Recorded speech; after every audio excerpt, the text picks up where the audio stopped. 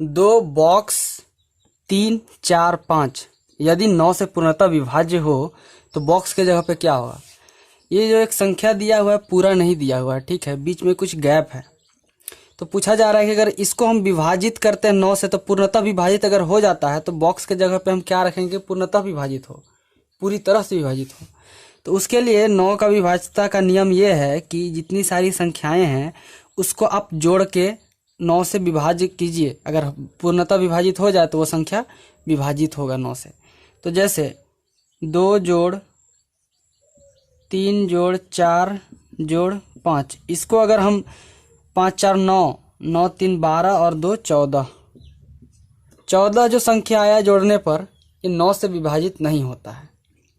9 से विभाजितता का नियम, अगर 9 का पहाड़ा हम पढ़ेंगे तो 9 18, अगर 18 होता तो 9 से विभाजित होता, तो 14 में कितना जोड़ेंगे कि 9 से विभाजित हो जाएगा। तो 14 में हम अगर 4 जोड़ देते हैं तो 18 आता है जो कि 9 से विभाजित है।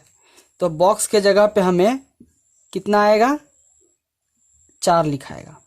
तो इसको, इस संख्या को हम फिर से लिख लेते हैं। तो ये संख्या होगा 2 4 3 4 5। 14 38 65 निम्नलिखित में से किससे विभाज्य है। ये एक संख्या दिया हुआ है और ये ऑप्शन दिया हुआ है इसका, जैसे कि 3 से विभाजित है होगा, 5 से विभाजित होगा, 9 से विभाजित होगा, मतलब किस से विभाजित होगा ये संख्या। तो सबसे पहले हम देखते हैं इसमें क्या क्या है। मतलब 3 है, 4 है, 8 है, 2 है, 3 है, 5 है और 5 3 8 9। तो हम सबसे पहले चेक करते हैं कि 3 और 9 से विभाज्यता का नियम एक ही होता है। तो 3 और 9 से विभाज्यता का नियम क्या होता है कि सबको, संख्या के सारे अंकों को जोड़ दो। तो 1 जोड़ 4 जोड़ 3 जोड़ 8 जोड़ 6 जोड़ 5, 1 जोड़ 4 जोड़ 3, इसको जोड़ने पे आता है 27। अब देखिए 27 जो आ रहा है ये 3 से भी विभाजित होगा और 9 से भी विभाजित होगा। अब हमको देखना है कौन सा ऐसा ऑप्शन है जिसमें 3 और 9 दोनों है। तो इसमें नहीं है, इसमें नहीं है, इसमें है। इसमें है 3 और 9 दोनों है। अगर 3 और 9 से विभाजित हो रहा है और इसमें एक चीज़ आप देख रहे हैं कि लास्ट में 5 है तो 5 से भी विभाजित होगा, तो ये हमारा ऑप्शन डी हो जाएगा। अब सवाल है कि अभाज्य संख्या है, मतलब ये 4 ऑप्शन दिए हुए हैं, इनमें से अभाज्य संख्या बताना है कि कौन सी संख्या अभाज्य है। अभाज्य संख्या का मतलब होता है कि वैसी संख्या जो एक और अपने आप से विभाजित हो, उसे हम अभाज्य संख्या कहते हैं। तो सबसे पहले देखते हैं कि 81, तो 81 किससे विभाजित होगा। 81 3 से और 9 से विभाजित हो जाता है। 83 देखते हैं, तो 83 किसी से भी विभाजित नहीं होता, 1 से विभाजित होता है और 83 से ये होता है। ये अभाज्य संख्या हुआ। ये 5 से विभाजित हो जाएगा, ये 3 से विभाजित हो जाएगा। तो इसमें आंसर क्या होगा, 20 और 8 जोड़ 5 और 6। अब हमें बताना है 1000 का अभाज्य गुणनखंड क्या होगा। तो 1000 का अभाज्य गुणनखंड निकालने के लिए इसको हम पहले भाग देते हैं। इसका गुणनखंड निकालते हैं इस तरह से, 2 से 500, फिर 2 से 250, फिर 2 से इसको भाग देंगे तो 125, फिर इसको कितना सब दे सकते हैं तो 5 से 25 पचे 25 से, फिर इसको हम 5 से देंगे 5 1। इसका तब इसका क्या हो गया, अभाज्य गुणनखंड कितना होगा, अभाज्य गुणनखंड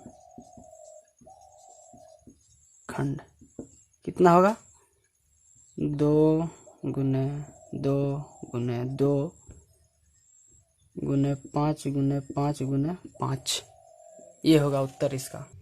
4 अंकों की न्यूनतम संख्या में वह कौन सी न्यूनतम संख्या जोड़ी जाए कि प्राप्त संख्या पूर्णतया 89 से विभाजित हो जाए।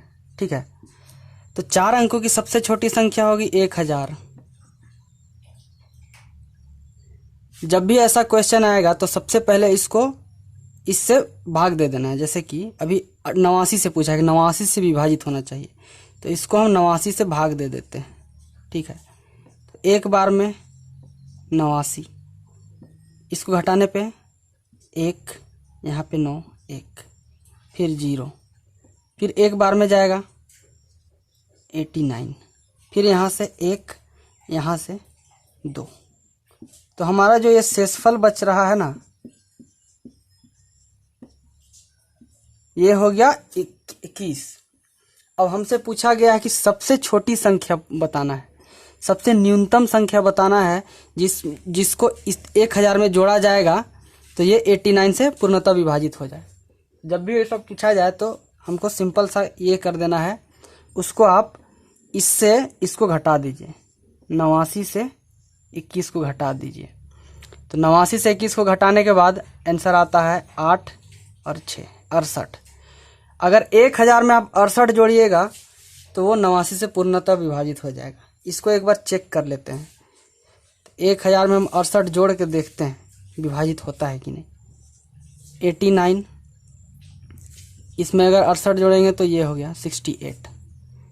1 एक बार में जाएगा 89 माइनस 7 17, इसको नीचे ले आए, 2 बार में इसको विभाजित हो जाएगा, 9 दूना 18, 8 दूना 16, 1 17। तो ये सिद्ध हो गया कि 68 इसका उत्तर होगा। यदि किसी संख्या का वर्ग किया जाए तो इकाई स्थान पर कौन सा अंक हो सकता है, कौन कौन सा अंक हो सकता है। तो संख्या अब जैसे हम बोल रहे हैं तो बहुत बड़ा भी संख्या हो सकता है, 8 9 6 5, या फिर 2 3, या फिर 4, या फिर 6 9 8 6 9 6 8 5, इस तरह से इतना बड़ा बड़ा संख्या हो सकता है। लेकिन इसमें देखिए जो लास्ट वाला जो संख्या है, लास्ट वाला जो अंक है, उसकी अगर वर्ग किया जाए, मतलब वर्ग का मतलब होता है कि मान लीजिए कि 5 का वर्ग करना है हमें, तो इसको 5 को उसी संख्या से एक बार गुना कर दीजिए, मतलब 5 का स्क्वायर, इसी को बोलते हैं वर्ग, ठीक है। तो जो लास्ट वाला संख्या है, तो इसको अगर इसका वर्ग कीजिएगा तो लास्ट वाला संख्या जो रहेगा 5 गुने 5, जिसका 5 इसका जो वर्ग कीजिएगा जो आएगा वही लास्ट में इकाई का स्थान में रहेगा। तो कितना भी बड़ा संख्या रहेगा, इसका लास्ट वाले का वर्ग कीजिएगा, 3 का अगर वर्ग कीजिएगा तो उसके इकाई स्थान पे जो आएगा वही होगा। तो हमारे पास संख्या क्या क्या, अंक कौन कौन से हैं, 0 है, 1 है, 2 3 4 5 6 7 8 9, ठीक है, ये सारे अंक हैं। अगर इनका हम वर्ग निकाल ले तो हमें पता चल जाए कि संख्या के इकाई स्थान पे कौन सा वर्ग होगा। जैसे कि 0 का अगर वर्ग किया जाए तो 0 होगा, 1 का किया जाए तो 1 होगा, 2 का किया जाए तो 4, 3 का 9, 4 का 16, 5 का 25, 6 का 36, 7 का 49, 8 का 64, 9 का 81। अब देखिए इकाई स्थान पे 0 होगा, 1 4 9 6 5, इसमें 5 6 इसमें भी है, 9 इसमें भी है, 4 भी है, 1 है। तो ये सारे संख्याएं हैं, अंक हैं, जो किसी भी संख्या का वर्गमूल निकालिएगा तो ये उसके इकाई स्थान पर आएंगे, ठीक है। यदि किसी संख्या का घन किया जाए तो इकाई स्थान पर कौन कौन सा अंक होगा।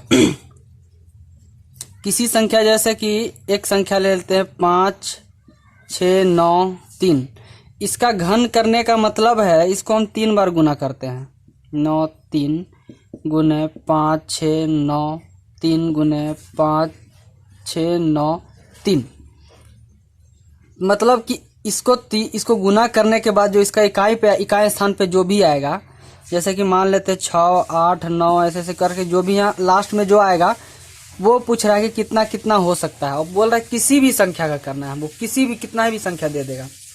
तो हमको मालूम है जो संख्या के अंत वाला जो अंक होता है इसका अगर घन करें और जो लास्ट में जितना आए वही सारी संख्या के अंत में आएगा करने से। तो इसको हम करने के लिए क्या कर सकते हैं, सबसे पहले 0 गुने 0 गुने 0 बराबर 0, 1 गुने 1 गुने 1, 2 गुने 2 गुने 2, 3 गुने 3 गुने 3, 4 गुने 4 गुने 4, 5 गुने 5 गुने 5, 6 गुने 6 गुने 6, 7 गुने 7 गुने 7, 8 गुने 8 गुने 8, 9 गुने 9 गुने 9। अब इन सब का हम गुणन ये करके देखते हैं। तो 1 इसका 8 होगा, 3 तिया 9 तिया 27, 4 चौका 16 चौका 64। इसका होगा 125, इसका होगा 216, इसका होगा 343, इसका होगा 512 और इसका होगा 729। अब सबका इकाई स्थान का देखते हैं। तो इसमें से आया 0, यहाँ से आया 1, यहाँ से आया 7, यहाँ से आया 4, यहाँ से आया 5, यहाँ से आया 6, यहाँ से आया 3, यहाँ से 2 और यहाँ से 9। इसको अरेंज कर लेते हैं। सबसे पहले देखते हैं 0 1, ये वाला 2, 3 4 5 6 7 और एक यहाँ से आया था 8, यहाँ से 8, ये वाला एक यहाँ से आया। ठीक है, 8 और एक 9। मतलब 0 से 9 तक किसी भी संख्या आ सकता है। अगर किसी भी संख्या का 0 से 9 तक कोई भी अंक आ सकता है जब किसी भी संख्या का हम घन करेंगे तो। ठीक है।